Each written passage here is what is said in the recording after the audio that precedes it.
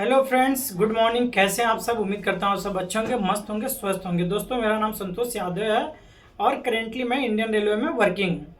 जैसा कि आप सभी लोगों को पता है कि अभी कल केबीएस और एनबीएस का टायर फर्स्ट का रिजल्ट आ चुका है, जिसमें केंद्रीय विद्यालय के लिए प्राइमरी टीचर का मेरा टायर 2 क्लियर हो गया। टायर 2 के लिए मैं शॉर्ट लिस्ट हो चुका हूँ।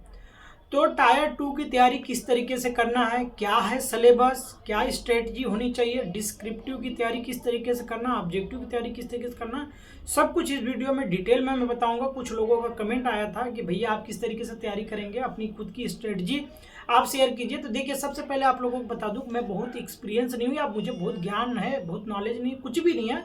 जो कुछ है मैं अपनी नॉलेज आप लोगों के बीच में शेयर करूंगा।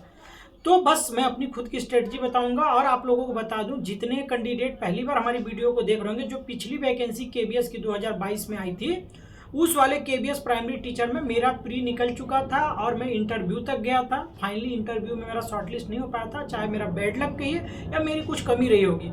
और केंद्रीय विद्यालय में 2 साल एज ए कॉन्ट्रेक्चुअल टीचर मुझे पढ़ाने का एक्सपीरियंस है। रेलवे में नौकरी लगने से पहले केंद्रीय विद्यालय में कॉन्ट्रैक्ट बेसिस पर 2 साल लगातार मैं पढ़ाया हूँ।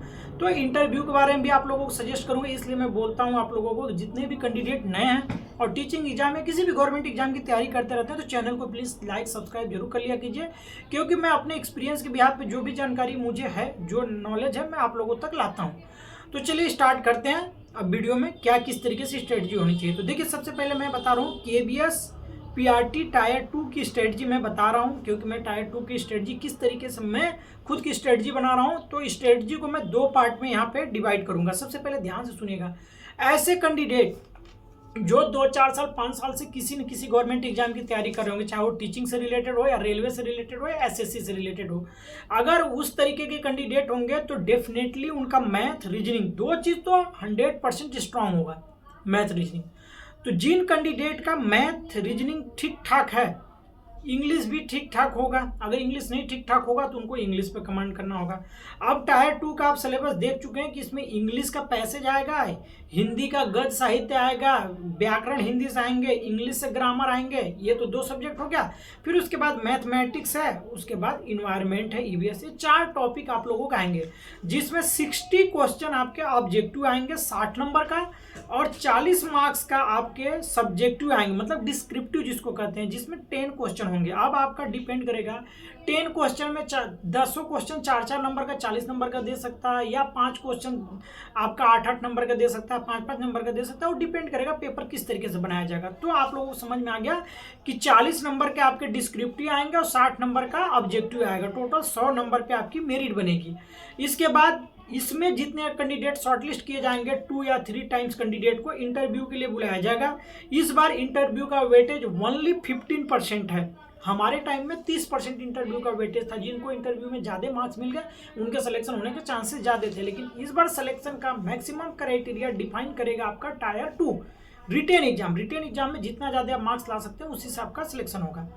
तो मैं क्या करूंगा, जैसे मेरा क्या मैथमेटिक्स रीजनिंग 2 सब्जेक्ट मेरा खुद का कमांड है, तो मेरे को इन पे ज़्यादा मेहनत नहीं करना।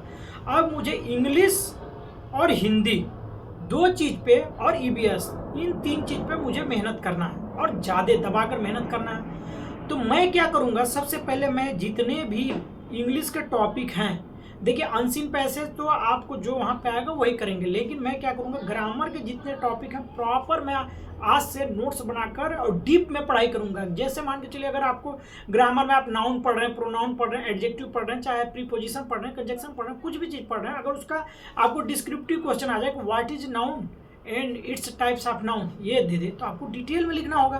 तो आप डिस्क्रिप्टिव पढ़ रहेंगे तभी तो डिटेल में लिखेंगे। तो इस एग्जाम में सिर्फ आप ऑब्जेक्टिव टिक लगाकर पास नहीं हो सकते हैं। तो जितने भी कैंडिडेट हैं, अब जो भी कैंडिडेट जिसका टायर 1 क्वालिफाई हुआ है, जिनके अच्छे मार्क्स हैं 100 प्लस, 200 प्लस के नियर अबाउट जिनके मार्क्स होंगे, जाहिर सी बात है उनका ऑब्जेक्टिव पोर्शन बहुत अच्छे से स्ट्रॉन्ग तैयार हो चुका है। तो आप लोग डिस्क्रिप्टिव की तैयारी करना चालू कर दीजिए। इसी तरीके ईवीएस का क्या करेंगे, ईवीएस का जो जो टॉपिक है आपको एनसीईआरटी से उन सारे टॉपिक को डिटेल में पढ़ना है।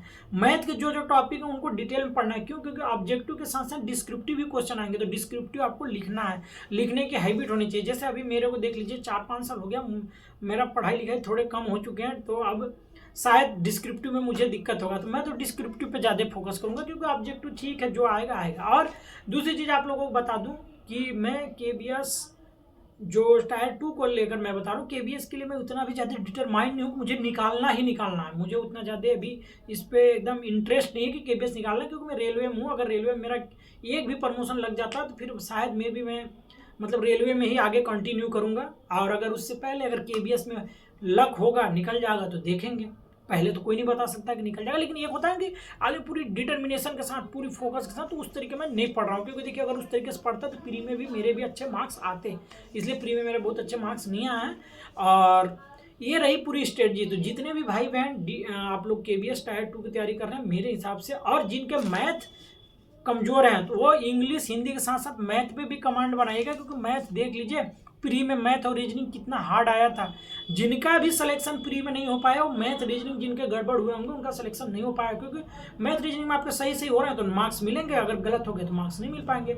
तो मैथ रीजनिंग पे कमांड बने। स्पेशली मैं बता रहा हूँ, जिनके भी मैथ रीजनिंग कमजोर हैं वो लोग मैथ को अच्छे से, रीजनिंग का तो नहीं है इसमें वेटेज टायर 2 में, लेकिन मैथ का वेटेज है, तो अच्छे से उसको स्ट्रॉन्ग कीजिए, तभी आपका सिलेक्शन हो पाएगा। और लास्ट के जो भी 25-26 दिन बचे हुए हैं, दिन रात एक करके तैयारी कर लीजिए। मेरे पास तो देखिए टाइम नहीं है, क्योंकि मैं नौकरी भी करूँगा, ड्यूटी भी जाना है, फैमिली भी अपनी है, उनको भी टाइम देना होता है। तो लाइफ बहुत मेरा हैक्टिक लाइफ है, बिजी शेड्यूल है। फिर भी मैं कोशिश करूंगा 2 घंटे डेली टाइम निकालने का, उससे ज़्यादा मैं नहीं पढ़ पाऊंगा। 2 घंटे के टाइम में मेरा सिलेक्शन होता है तो भी अच्छी बात है, नहीं भी होगा तो मुझे तो उतनी ज़्यादा गिल्ट नहीं होगा, मुझे उतनी तकलीफ नहीं होगा। लेकिन आप लोग जो कैंडिडेट कहीं पे भी अभी सेटल नहीं है और सीरियस है एग्जाम के लिए, तो पूरी रात दिन एक कर दीजिए, जी जान लगा दीजिए और नौकरी ले लीजिए। क्यों? क्योंकि नौकरी का महत्व मैं समझता हूँ। पिछली वाली वैकेंसी में इंटरव्यू में मैं इंटरव्यू के बाद जब फाइनल मेरिट मेरी बनी, वहाँ मैं शॉर्टलिस्ट नहीं हुआ। मैं विश्वास नहीं करेंगे आप लोग, 1 महीने तक मैं डिप्रेशन में था। मेरे पास रेलवे की नौकरी थी, मैं नौकरी कर रहा था, उसके बावजूद भी मेरा फाइनल सिलेक्शन नहीं हुआ, तो मैं डिप्रेशन में आ चुका था। लेकिन अभी मैं सेटिस्फाइड हूँ, अगर होगा भी सिलेक्शन तो भी अच्छी बात है, नहीं भी होगा तो भी मुझे ज़्यादा तकलीफ नहीं। लेकिन आप लोग एकदम सीरियस होकर तैयारी कीजिए। और जितने भी भाई बहन जिनका सिलेक्शन नहीं हुआ, हताश निराश मत होइए, अभी बहुत सारी वैकेंसी हैं, उन पर फोकस कीजिए। तो कमेंट करके बताइएगा कि आप लोगों को मेरी वीडियो कैसी लगी। और अभी भी मैं बोल रहा हूँ, अगर किसी भी गवर्नमेंट एग्जाम से रिलेटेड आप तैयारी कर रहे हैं तो प्लीज़ चैनल को एक बार सब्सक्राइब जरूर कर लीजिएगा। और जो भी आप लोग कमेंट करते हैं, मैं पूरा कोशिश करता हूँ उस पर वीडियो बनाने के लिए, क्योंकि 2-3 बहनों का कमेंट आता है, भैया आप अपनी स्ट्रेटजी शेयर कीजिए, तो मैं अपना स्ट्रेटजी शेयर कर दिया। तो मिलते हैं अगली वीडियो में, आज के लिए इतना ही।